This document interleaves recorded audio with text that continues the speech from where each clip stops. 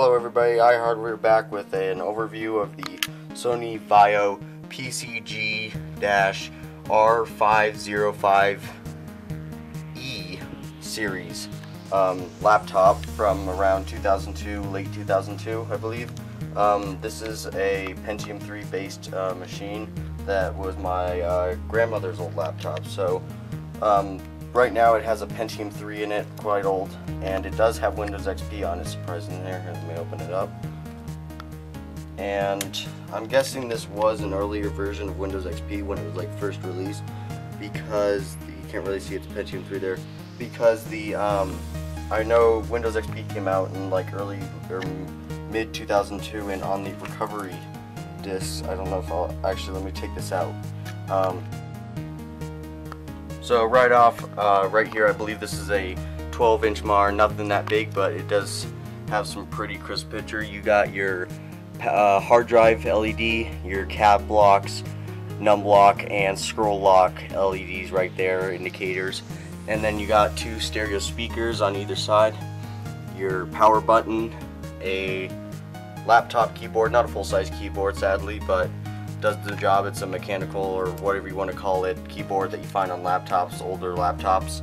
You got your touchpad right there, your left and right clicks, and right here in the middle is a special scroll key that some of the earlier Sony Vaio laptops had. I'm not sure if the modern ones do, but what it basically allows you to do is access all your music and files that you have like right out the tip. It's kind of like a start button for Windows XP kind of thing. I wish I could show you guys, but the problem is this thing had a hard problem with the install of Windows XP. It had like 3 installs on it, so tried restoring it. The problem is I only have 2 of the 3 restore discs. I had quite a few, but one of them is missing, so I was unable to restore this, but I'll get more into that later. Right over here you got your power LED right there, power LED, your battery LED, and then I believe your internet and a, not quite sure what the last one is, LED right there. Alright, so I'll get over to this side.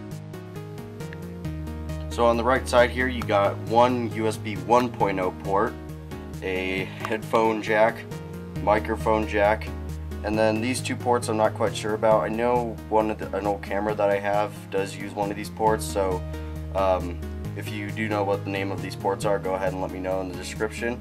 You got a little vent right here, and then behind this is a your VGA port, but I'll get more into that later. This thing has a dock that has the VGA port on it, so it doesn't allow you to open that all the way. You got your Kensington lock, a Ethernet port, and your dial-up modem.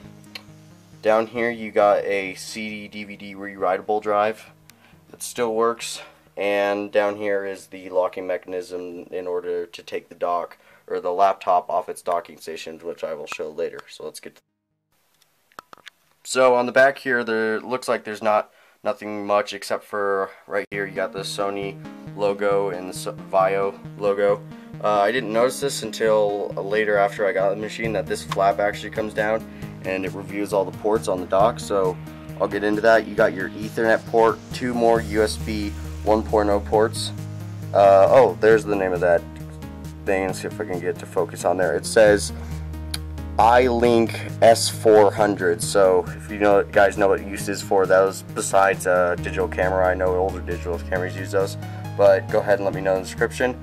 Right here you got a VGA, onboard VGA Intel graphics port, the one that is used, not the onboard with the dock. And you got your parallel printer port and your serial port. And then over here you got another Kensington lock, and over here is the other clip to remove it from the docking station. So let's get to the left side. On the left side, again, nothing much. You got a one of those Sony memory card sticks, if you guys remember those from the old days, and a PC slot for a wireless card, etc., which I have, but I'm using it in another laptop. And then down here, which you can barely see, is a 1.44 megabyte floppy drive. And then you got your vents for cooling the Pentium 3 that is in there. So that's pretty much it for the front and back. So I'm going to fire it up and show you guys the specs of it in BIOS. So I'll get right to that.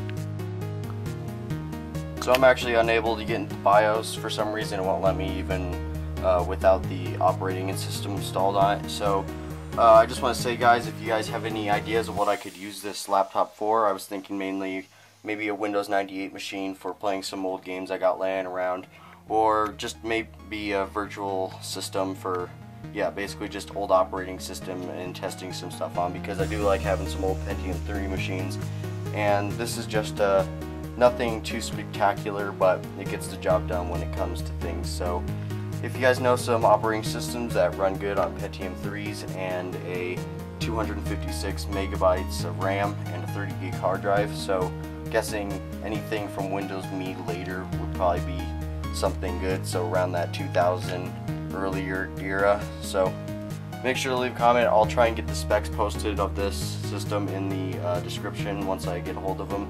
I'll probably try popping the hard drive back in and see if that's the problem, but this is the hard drive. It was an IBM TravelStar 30 gigabyte hard drive, so nothing special, but still works surprisingly. So if you guys have any ideas, make sure to let me know, and I'll also be uploading the Dell Optiplex GX620 video along with this video. Alright, thanks for watching. Make sure to subscribe, like the video, and post any questions if you want to.